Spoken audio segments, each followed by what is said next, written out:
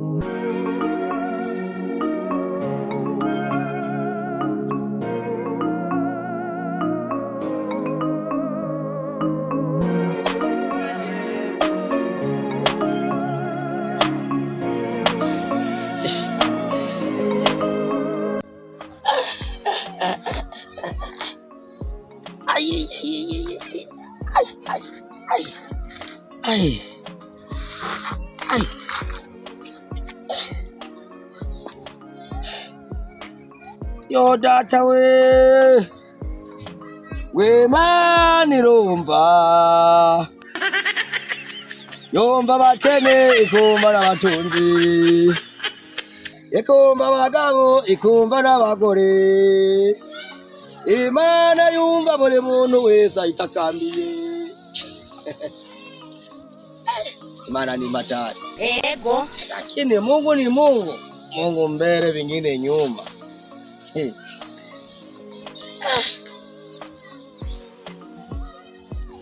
Ila sasa kuba kwisi biraryoshe. Nakuramba kudapfa ariko. Nakuramba kudapfa. Sasa rero uramutse twiga ikigwa kimeze gute? Imbere ko tuja mu kigwa wibutse gukanda sabone kwanza wa flowing. Imbere yuko dushika mu kigwa nyezina. Magagara ahite yimanukira. Wibutse gukanda sabone cyangwa flowing ga mwana wa mama kwari kubuntu. Na mahera ndakwatse n'ukuri kw'Imana. Bikore base nk'umujama. Uvuga ati genda umujama wa Mr. Bukuru. Umuflowing uyamaje guflowinga ucushira no kuri cheya ugapartage kushike no kubana. Sasa rero twagiye hari ikintu rero maze iminsi ndiko ndiyumvira cyane takiga ko neza nkabura kumenya kiko kiratesha umutwe abantu benshi hano mu gihugu ndetse no kwisi hose.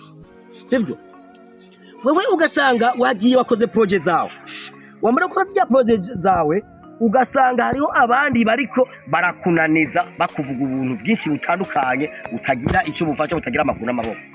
Wewe ukagenda ugapanika murakayamvuze muje ngo bamvuga ibi ngo bangirane. Pourquoi quand même uhereze umutwe wawe n'ibyumviro byawe abene gihugu ngo bakuvuze kibakuvuze.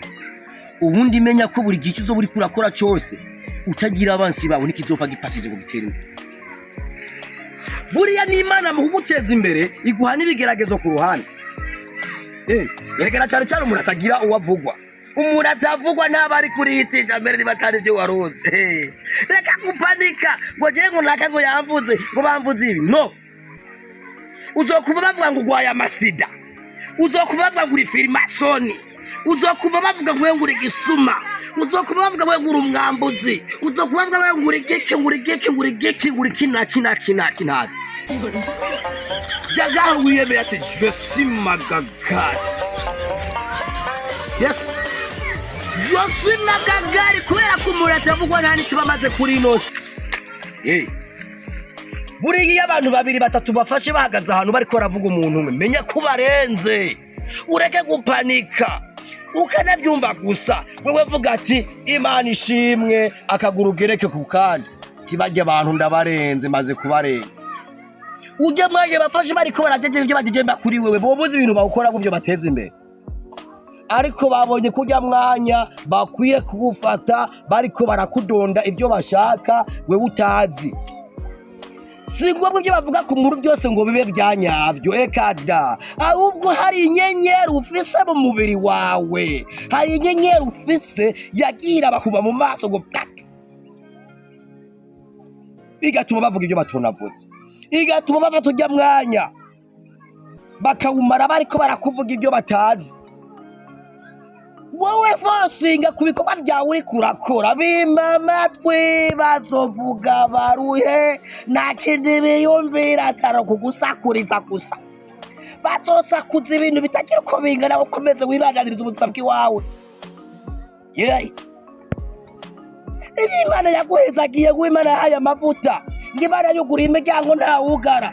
Bazosakira kuraniza bingana gute? Wowe ufosinga n'ibikorwa by'iwawe ukore byinshi, uzotera imbere ushika imbere. Ikibabagera usikine ivyo bazovuga byose bitari byo, bazobora kumega bihoye ubusa. Imana gucira imiryango yugurura kubera Imana gure ngo ntawugara.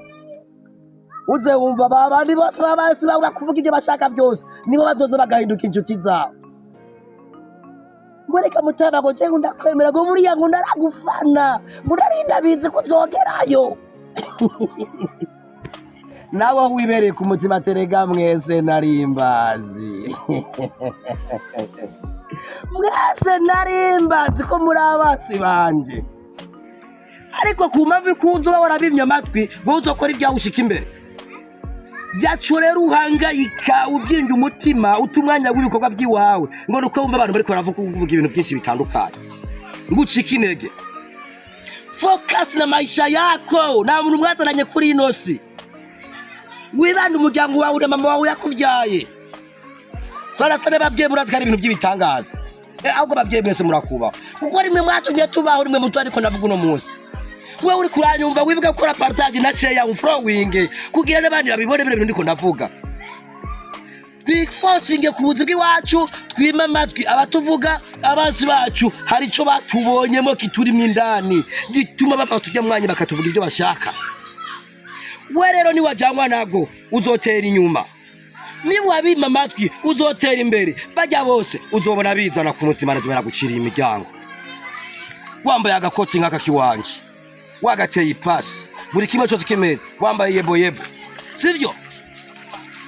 Ngo none mutama icyo wagereza bamwe nyima mu gihe biba yaraguhenga kamodoka ari usiga bugiraho. Ngo none mutama ngo waone kama maisha ni magumu. Ese kibazo cyabura ko ubuzima bugoye kubera ko kiragiye ntibabibona, babura kuvuga nabi kandi ibintu byiza. Nguri Freemason wese atari mwahuriye hehe? Ngugwaye amasida barakujanye kwa muganga gupimisha bari amasida. Ubu ni kugite ushora kwivura ku muntu garagwaye n'amasida, mutahuriye ku gipimo basi. Mwarahuriye ku gipimo kugira ngo bavuga ngo nakaragwaye sida. Mwahuriye kwa Satani kugira ngo bavuga ngo naka ngo ni Freemason. Mwahuriye mu busuma kugira ngo bavuga ngo naka ni gisuma. Mwari ibyo mwese. Ubu niyo murareka ravuga ikintu ku muntu ukaba yakimubonyeho abafisa aho bahuriye. Uje muri razo kugira ngo nakameze kunuku uzomubaze nawe ni none we wamumenye gute? Sivyo? Wamenye gute ko ijuri kuramuvuga ko ari byari byo cyangwa bimuriko? Impamvu bivuga mufisa aho mwahuriye, ahubwo rewe nawe uri mugenzi we. Sivyo? Abantu barazwa n'ibitabaraba. Niko abantu bizuru bameze biyo kuba bitanguye gutera imbere. Barakononera izina bakaritakagiza bakarigandaganda kugira ngo wowe kubashe gusubira inyuma. Bimayo batwe yawe ubanengera mu buzima bw'iwawe. Numara kugerayo uzorebe kubatizana. Ndi ngaha ndakubari. Siyose. Ndavuga simvura. Akibyo vuga byose. Mwese abiri una following, una martage kukana ko tuba twatese kugira biro turiko turakora bigiraho bigeze. Amana bari kurakujemba ko ngo naka ngo umurozi, ngo naka ngo mu Freemason, ngo naka nikibwa naka niki. Bareki none uzocubaco none. Nirakubwira ngo gwahise uzocuyigwa. Nirakubwira kuri Freemason, uzocuba Freemason. None abantu bose bafise ibyo bafise kuri noti bose bagiye kubikura ama Satani. Ukazanga urugura cyari moto ngo bijya bintu ngo ntiyo bironka ngo urugero ngo ariko ngo ya ngo ujyaga twazi gitabo Satani nimba gitwaza gisaba Satani biramaze n'ubuzima bwawe hari uwo mwazaranye kuri inosi nta numwe mwazananye kuri ino si, niyo mpamvu wokora ibyo ushaka bifitaniye n'intumbero n'umutima wawe n'ubwenge bwawe bwose, ugakora ibyo ushoboye, ibyo udashoboye ugashira ku ruhande. Uko niko abantu twese dukwiye kubaho, turabane n'ubuzima bwacu, tugakuraba ubuzima bw'abandi, tugavuga ubujambo butagira uko bumeze, ubuntu gusakusa. Uradugusakuriza umuntu ejo kagaruka musaba unaka ngo none ngo wantije ngo na 5000 ngaguka abana barayinza. Jewe narakumenzo kubwira ati ya majambo ari kuravuga wayibagira, waramvuze ko ntazogerayo, waramvuze ibi nibi. Rero man, genda nawe urondera ubuzima bwawe. Rero ntudusubire guhangayika wumva yuko abantu bose bakuremereye bakugaje, cyangwa isi ngo yakwanse. Isi kwasi Imana ntibikwase, no. N'ubundi abantu bisi niko bameze, ntabwo abantu bose bazokwera abantu beza. Nibashobora kukubera beza cyo kundi uzogira abansi ugira n'abakunzi, kandi abansi bazoba benshi. Don't please kubakunzi bawe, ariko ni wamara kugera babandi bose bazoza bigwize kuri abakunzi nabo baba bakunzi bawe, ariko uzobuzi abantu bawe. Ni nka kujya Imana imenya abantu bayo. Hari abantu benshi begerega bagakora ibyaha bitandukanye, Imana ikihorera ikabareka, ariko umunsi nyezi nizobimenya ingene isobanura abantu bayo. Nawe rero uwo munsi uzobuza abantu bawe ati naba bajya abantu bereka igiyo nkababera kumenyo. Turakora ibintu kugira tubashe kuhezagiza abantu bakabura kumenga turiko turakora ububwa, kandi iyo turiko turakora byose bari terambere mu gihugu, biba bifasha abantu.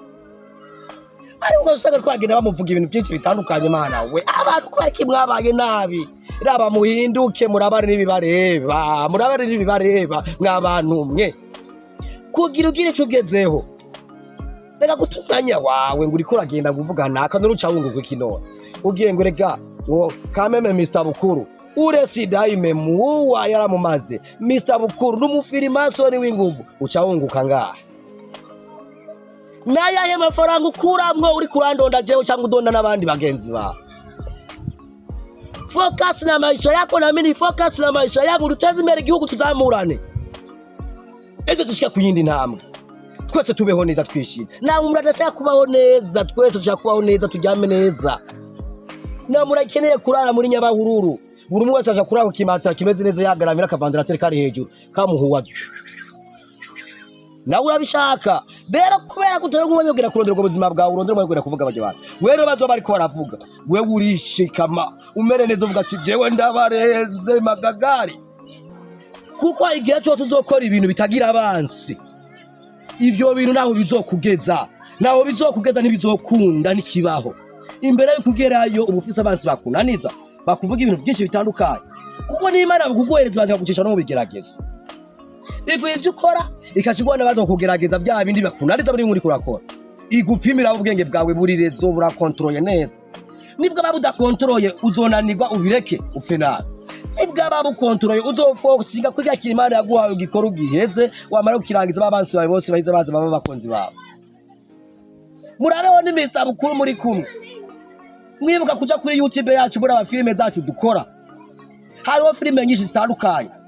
Bukuru Media TV niwe muzokukura ibikorwa byacu nk'ibi. Ahasiga amahoro Imana yabane namwe, ndakwinginze following namenagurisha hana mahagira avemwo, binakunze mbere urungike n'akaritiro kamata kugira ejo mbashe kurunga izindi mwe muzokora kandi kabyo kameze neza ngabo. See you tomorrow. Ciao ciao.